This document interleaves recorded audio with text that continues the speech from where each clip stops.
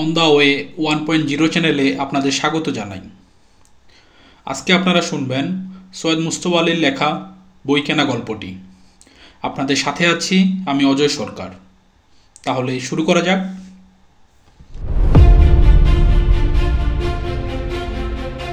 মাছি মারা কেরানি নিয়ে যত ঠাট্টা রসিকতাই করি না কেন, মাছি ধরা যে কত শক্ত সে কথা পর্যবেক্ষণশীল ব্যক্তিমাত্রই স্বীকার করে নিয়েছেন।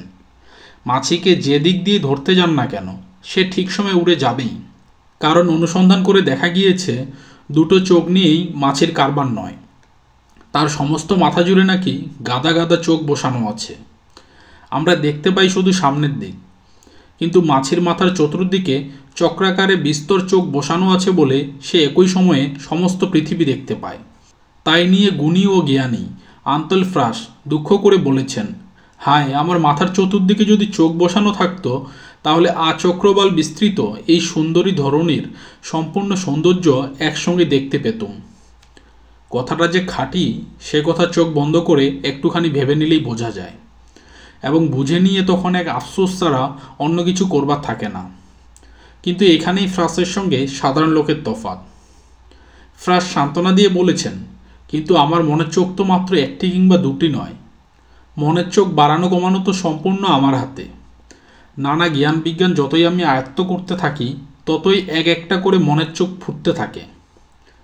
পৃথিবীর আর সব সভ্যচার যতই চোখের সংখ্যা বাড়াতে ব্যস্ত, আমরা ততই আরব্য উপন্যাসের এক চোখ দৈত্যের মতো ঘোত করি, আর চোখ বাড়াবার কথা তুললেই চোখ রাঙ্গাই। চোখ বাড়াবার পন্থাটা কি? প্রথমত বই পড়া, এবং তার জন্য দরকার বই কেনার প্রবৃত্তি। মনের চোখ ফোটানোয় আরও একটা প্রয়োজন আছে। বার্ট্রান্ড রাসেল বলেছেন, সংসারের জ্বালা যন্ত্রণা এড়াবার প্রধান উপায় হচ্ছে মনের ভিতর আপন ভুবন সৃষ্টি করে নেওয়া এবং বিপদকালে তার ভিতরে ডুব দেওয়া। যে যত বেশি ভুবন সৃষ্টি করতে পারে ভবযন্ত্রণা এড়াবার ক্ষমতা ততই বেশি হয়। অর্থাৎ সাহিত্যে সান্ত্বনা না পেলে দর্শন, দর্শন কুলিয়ে উঠতে না পারলে ইতিহাস, ইতিহাস হার মানলে ভূগোল, আরও কত কি। কিন্তু প্রশ্ন এই, অসংখ্য ভুবন সৃষ্টি করি কি প্রকারে? বই পড়ে, দেশ ভ্রমণ করে। কিন্তু দেশ ভ্রমণ করার মতো সামর্থ্য এবং স্বাস্থ্য সকলেরই থাকে না, কাজে শেষ পর্যন্ত বাকি থাকে বই। তাই ভেবেই হয়তো অমর খৈয়াম বলেছিলেন, here with a loaf of bread beneath the bough, a flask of wine, a book of verse and thou, beside me singing in the wilderness, and wilderness is paradise now. রুটি মদ ফুরিয়ে যাবে, প্রিয়ার কালো চোখ ঘোলাটে হয়ে আসবে, কিন্তু বইখানা অনন্ত যৌবনা, যদি তেমন বই হয়। তাই বোধ করি খৈয়াম তার বেহেশতের সরঞ্জামের ফিরিস্তি বানাতে গিয়ে কেতাবের কথা বলেননি। আর খৈয়াম তো ছিলেন মুসলমান। মুসলমানদের পয়লা কেতাব কোরআনের সর্বপ্রথম যে বাণী হজরত মোহাম্মদ সাহেব শুনতে পেয়েছিলেন তাতে আছে আল্লামা বিল কলমি, অর্থাৎ আল্লাহ মানুষকে জ্ঞান দান করেছেন কলমের মাধ্যমে, আর কলমের আশ্রয় তো পুস্তকে। বাইবেল শব্দের অর্থ বই, বই পার এক্সিলেন্স, সর্বশ্রেষ্ঠ পুস্তক, দ্য বুক।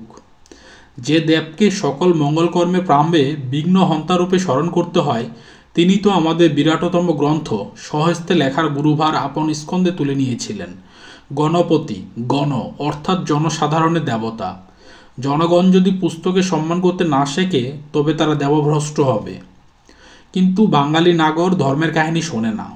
তার ওই কথা, অত কাঁচা পয়া কোথায় বাবা যে বই কিনব? কথাটার মধ্যে একটুখানি সত্য, কনিষ্ঠা পরিমাণ লুকোনো রয়েছে। সেটুকু এই যে বই কিনতে পয়সা লাগে, ব্যাস, এর বেশি আর কিছু নয়। বইয়ের দাম আরও কমানো যায়, তবে আরও অনেক বেশি বই বিক্রি হবে সে বিষয়ে সন্দেহ নেই। তাই প্রকাশককে বলা হয় বইয়ের দাম কমাও, তবে সে বলে বই যথেষ্ট পরিমাণে বিক্রি না হলে বইয়ের দাম কমাবো কি করে? কেন মশাই, সংখ্যার দিক দিয়ে দেখতে গেলে বাংলা পৃথিবীর 6 অথবা 7 নম্বরের ভাষা। এই ধরুন ফরাসি ভাষা, এ ভাষায় বাংলার তুলনায় ঢের কম লোক কথা কয়, অথচ যুদ্ধের পূর্বে 12 আনা 14 আনা জোর পার্সিকে দিয়ে যে কোনো ভালো ফরাসি বই কেনা যেত। আপনারা পারেন না কেন? আগে ফরাসি প্রকাশক নির্ভয়ে যে কোনো ভালো বই এক ঝটকায় 20,000 ছাপাতে পারে। আমাদের নাভিশ্বাস ওঠে 2000 ছাপাতে গেলেই, বেশি ছাপিয়ে দেউলে হব নাকি? তাই এই অচ্ছেদ্য চক্র। বই সস্তা নয় বলে লোকে বই কেনে না, আর লোকে বই কেনে না বলে বই সস্তা করা যায় না। এই চক্র ছিন্ন তো করতেই হবে। করবে কে? প্রকাশক না ক্রেতা? প্রকাশকের পক্ষে করা কঠিন, কারণ ওই দিয়ে সে পেটের ভাত জোগাড় করে। সে ওই ঝুঁকিটা নিতে নারাজ, এক্সপেরিমেন্ট করতে নারাজ, দেউলে হওয়ার ভয়ে।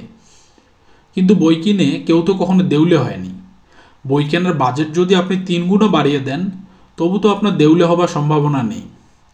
মাঝখানে থেকে আপনি ফ্রান্সের মাসির মতো অনেকগুলো চোখ পেয়ে যাবেন, রাসেলের মতো একগাদা নতুন ভুবন সৃষ্টি করে ফেলবেন।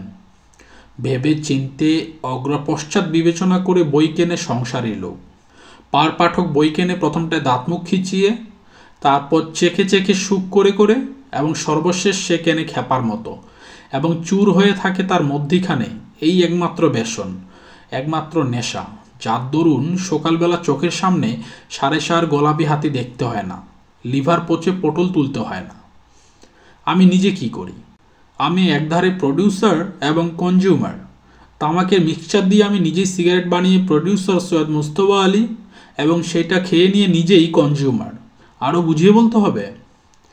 আমি একখানা বই প্রডিউস করেছি, কেউ কেনে না বলে আমি কনজিউমার, অর্থাৎ নিজেই মাঝে মাঝে কিনি। মার্ক টুয়েনের লাইব্রেরিখানা নাকি দেখবার মতো ছিল। মেঝে থেকে ছাদ পর্যন্ত বই, বই, শুধু বই। এমনকি কার্পেটের উপরও গাদা গাদা বই স্তূপীকৃত হয়ে পড়ে থাকত, পা ফেলা ভার। এক বন্ধু তাই মার্ক টুয়েনকে বললেন, বইগুলো নষ্ট হচ্ছে, গোটা কয়েক সেলফ জোগাড় করছো না কেন? মার্ক টুয়েন খানিকক্ষণ মাথা নিচু করে ঘাড় চুলকে বললেন, ভাই, বলেছ ঠিকই, কিন্তু লাইব্রেরিটা যে কায়দায় গড়ে তুলেছি, সেলফ তো আর সে কায়দায় জোগাড় করতে পারিনি। সেলফ তো আর বন্ধুবান্ধবের কাছ থেকে ধার চাওয়া যায় না। শুধু মার্ক টুয়েনই না, দুনিয়ার অধিকাংশ লোকই লাইব্রেরি গড়ে তোলে কিছু বই কিনে, আর কিছু বই বন্ধুবান্ধবের কাছ থেকে ধার করে ফেরত না দিয়ে। যে মানুষ পরের জিনিস গলা কেটে ফেললেও ছবে না, সেই লোকই দেখা যায় বইয়ের বেলায় সর্বপ্রকার বিবেক বিবর্জিত। তার কারণটা কি? এক আরব পণ্ডিতের লেখাতে সমস্যাটা সমাধান পেলুম।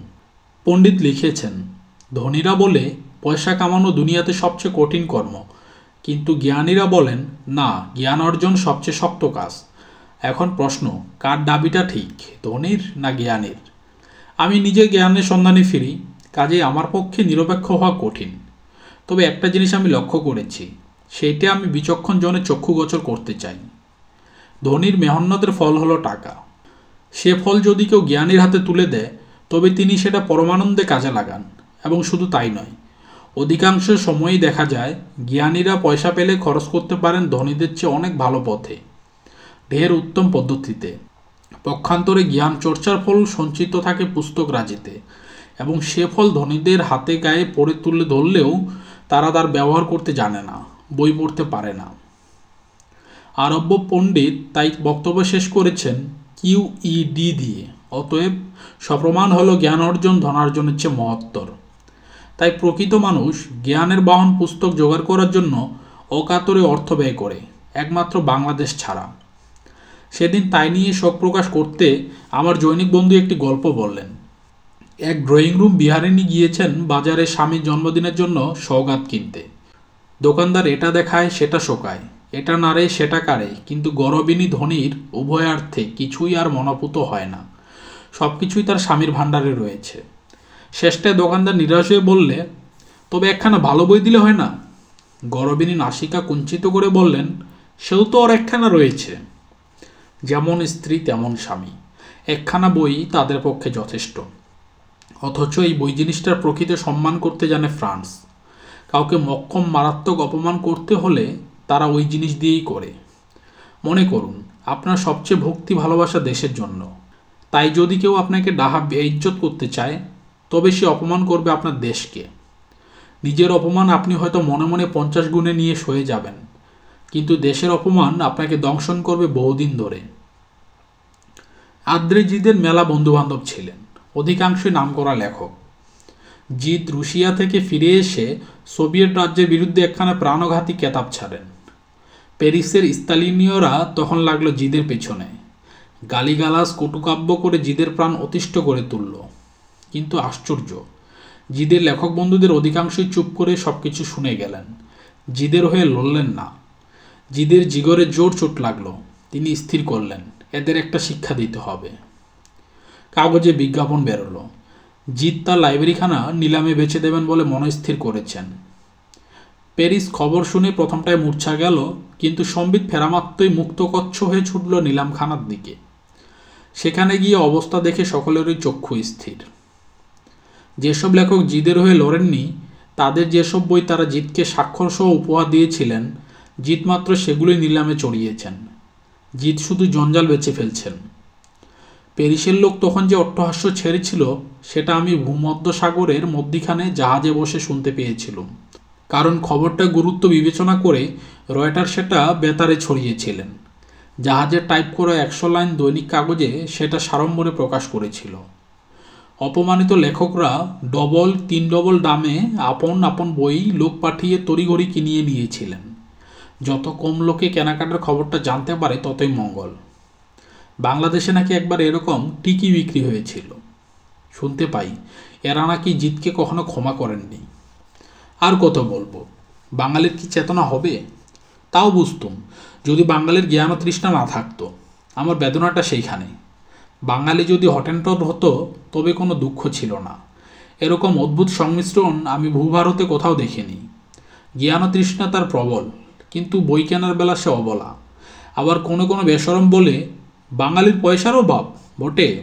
কোথায় দাঁড়িয়ে বলছে লোকটা কথা? ফুটবল মাঠের সামনে দাঁড়িয়ে, না সিনেমার টিকিট কাটার কিউ থেকে? থাক থাক, আমাকে খামাখা চটাবেন না। বৃষ্টির দিন খুশ গল্প লিখব বলে কলম ধরেছিল, তাই দিয়ে লেখাটা শেষ করি। গল্পটা সকলেই জানেন, কিন্তু তার গূঢ়ার্থ মাত্র কাল বুঝতে পেরেছি। আরব্য উপন্যাসের গল্প। এক রাজা তার হেকিমের একখানা বই কিছুতেই বাগাতে না পেরে তাকে খুন করেন। বই হস্তগত হলো। রাজা বাহ্যজ্ঞান হারিয়ে বইখানা পড়ছেন, কিন্তু পাতায় পাতায় এমনি জুড়ে গিয়েছে যে রাজা বারবার আঙুল দিয়ে মুখ থেকে থুতু নিয়ে জোড়া ছাড়িয়ে পাতা উল্টাচ্ছেন। এদিকে হেকিম আপন মৃত্যুর জন্য তৈরি ছিলেন বলে প্রতিশোধের ব্যবস্থাও করে গিয়েছিলেন। তিনি পাতায় পাতায় কনের দিকে মাখিয়ে রেখেছিলেন মারাত্মক বিষ। রাজার আঙুল সেই বিষ মেখে নিয়ে যাচ্ছে মুখে। রাজাকে এই প্রতিহিংসার খবরটিও হেকিম রেখে দিয়েছিলেন কেতাবের শেষ পাতায়। সেটি পড়ার সঙ্গে সঙ্গে রাজা বিষবাণের ঘায়ে ঢলে পড়লেন। বাঙালির বই কেনার প্রতি বৈরাগ্য দেখে মনে হয় সে যেন গল্পটা জানে, আর মরার ভয়ে বই কেনা বই পড়া ছেড়ে দিয়েছে। আজকের মতো এই পর্যন্তই। আশা করি আপনারা লাইক, কমেন্টস এবং সাবস্ক্রাইব করে আমার চ্যানেলের সাথে থাকবেন। খুব শীঘ্রই দেখা হবে নতুন কোনো বই নিয়ে। ভালো থাকবেন। নমস্কার।